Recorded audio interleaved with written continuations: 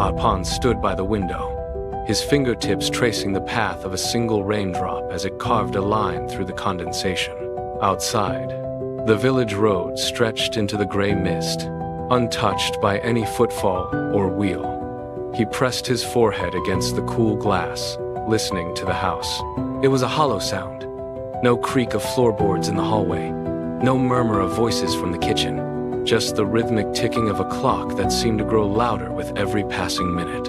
He wiped a patch of fog away, his eyes scanning the horizon, searching for a silhouette that never appeared. Months had passed since the door last closed behind his father. The silence in the living room felt heavy, pressing against his chest, filling the corners where laughter used to live. He stood perfectly still, his breath fogging the glass again. He drew a line through the mist with his nail, watching the droplets shudder and stop. The road remained empty. He pulled his hands back, the cold from the window stinging his palms, and turned his back on the vacant street, the weight of the quiet house settling in around him once more. He grabbed his outer layer and stepped into the mud. The rain had just ceased, leaving behind deep puddles that mirrored the flat, gray sky. Near the dense tree line, a sharp, thin cry pierced the damp air. Arpon pushed aside a wet bush, his boots sinking into the soft earth. A small creature lay curled against the roots, shivering violently. He knelt, the mud soaking into his knees, and held out his palm. He stayed motionless until the creature leaned forward, sniffing his fingertips. Once the initial tremor subsided, he scooped the bundle up. He tucked it against his chest and hurried back toward the house. Inside, the kitchen was still. His mother stood at the stove, the scrape of her spoon against the iron pot the only sound. She turned, watching him enter. Arpon placed the small, shivering presence onto the floor rug. He looked at his mother, then toward the creature. She sighed, wiped her hands, and moved to the cupboard. She poured a small saucer of warm milk, placing it on the floor. The creature moved forward and lapped at the liquid, the rhythm of its breathing slowing. The silence in the house shifted, no longer hollow, but occupied. Arpon named her Minnie. The name felt small, yet it anchored the house. The heavy silence that once defined the rooms dissolved, replaced by the soft pitter-patter of paws on floorboards.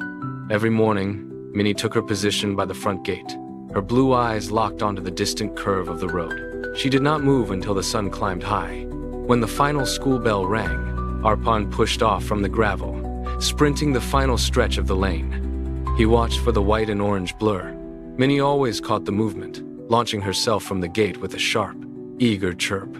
She met him halfway, leaping into his arms with enough force to make him stumble. He caught her, feeling the rapid drum of her heart against his chest.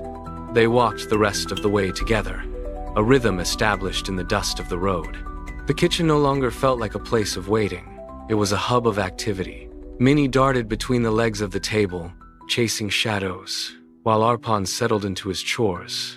The house was alive with motion, a constant, shifting energy that filled the empty spaces where his father had once stood. The village square changed as the sun dipped behind the hills. Strings of colored bulbs flickered to life, casting long, jumping shadows across the cobblestones. Music poured from the center of the market, a rhythmic thumping that vibrated through the soles of Arpon's boots.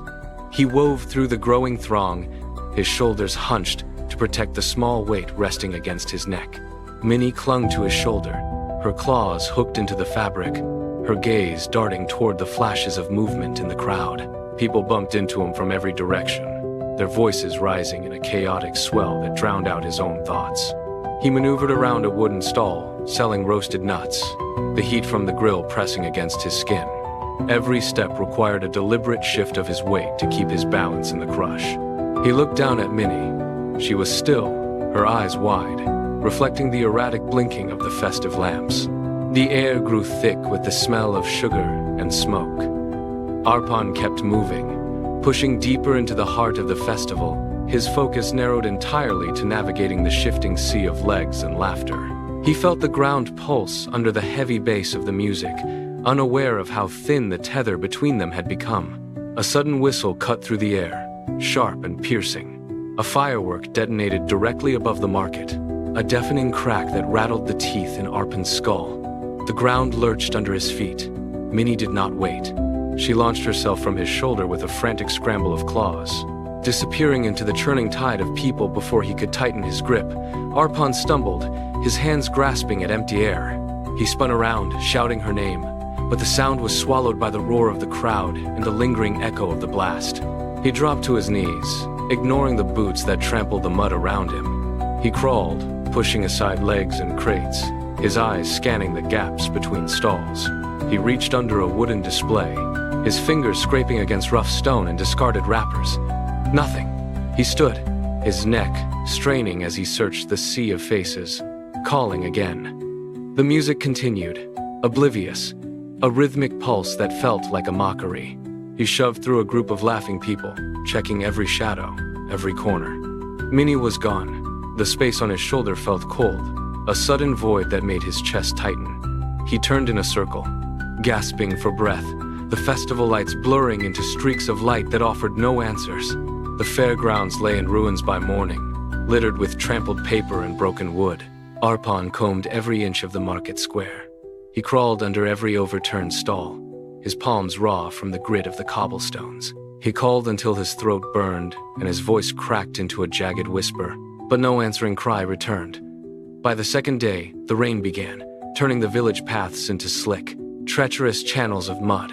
He walked them all. He checked the hollows of trees and the dark spaces beneath the village porches, his muscles aching with every step. Still, nothing. On the third night, he returned to the house, his legs heavy and his boots caked in thick, drying clay. He moved to the kitchen, his movements slow and mechanical. He placed a saucer of fresh milk by the door, just as he had done every evening since the night of the firework. The house felt cavernous, the silence pressing against his eardrums. He stood in the entryway for a long time, watching the surface of the milk. It remained perfectly still. No shadow fell across the threshold. No soft tread disturbed the dust on the floorboards. He walked away, leaving the bowl behind. The bowl stayed full. The house remained empty. The storm broke with a violent crack of thunder that shook the window frames. Rain lashed against the glass, blurring the world outside into a gray, churning haze. Arpon sat on the floor, his back against the wall, watching the water track down the panes. The house felt colder than ever. He closed his eyes, listening to the wind howl through the eaves, when a sound snagged his attention. A soft, rhythmic scratching. It came from the porch, muffled by the roar of the downpour. He stood, his heart hammering against his ribs, and crossed the room in 2 strides. He gripped the handle and pulled the door open. The wind surged inside, spraying mist across the floorboards. There, huddled on the threshold, sat Minnie. She was soaked through, her fur matted and clinging to her frame, shivering violently in the cold air. But she was not alone. Pressed against her side were 2 tiny, wet shapes, mewling in the dark. Arpon dropped to his knees, his hands trembling as he reached out. He scooped them all up, pulling the sodden mass of fur into his arms, and retreated into the living room. He shut the door against the storm, the heavy thud of the latch signaling an end to the silence. The living room transformed into a sanctuary of warmth. Arpon spent the next hour working with soft towels, rubbing the moisture from the tiny, shivering kittens until their fur puffed out and they stopped trembling. Minnie watched from the rug, her eyes tracking his every movement as she licked her own paws. He placed shallow dishes of food on the floor and watched the 3 cats eat, the quiet crunching sound replacing the previous heavy silence of the house. Days settled into a routine of feeding and play, the new family grounding the space with constant, gentle motion. Then, on a Tuesday morning, a sharp rap sounded at the front door. Arpon pushed open the heavy wooden panel to find the village mail carrier standing on the porch. The man pressed a thick, sealed envelope into his hand and walked away without a word. Arpon retreated to the center of the room, his fingers fumbling with the paper seal. He tore it open, his eyes scanning the ink-stained lines. The words blurred, then sharpened, locking into focus. His father was coming home. The paper trembled in his grip. He looked down at Minnie, then back at the letter. the reality of the news anchoring his heartbeat to a new, rapid rhythm of anticipation. The day arrived with a clear, bright sky. Arpon walked to the village entrance, his pulse thumping in his throat. Minnie trotted by his heels, her 2 kittens tumbling through the grass at her sides. He stopped by the road, his eyes fixed on the horizon. A figure appeared in the distance, a tall silhouette growing larger with every second. Arpon hesitated, his breath catching. Then he broke into a full sprint. He ran until his lungs burned, closing the gap until he saw the familiar lines of his father's face. His father dropped his bags and knelt, arms wide. Arpon collided with him, the force of the impact sealing the months of absence into a single, crushing embrace. He leaned into the strength of his father's hold. The long silence of the house finally shattered. His father pulled back, his hands resting on Arpon's shoulders before looking down at the ground. Minnie sat there, alert and watching. His father reached out, his calloused hand stroking the top of her head. She leaned into the touch, closing her eyes.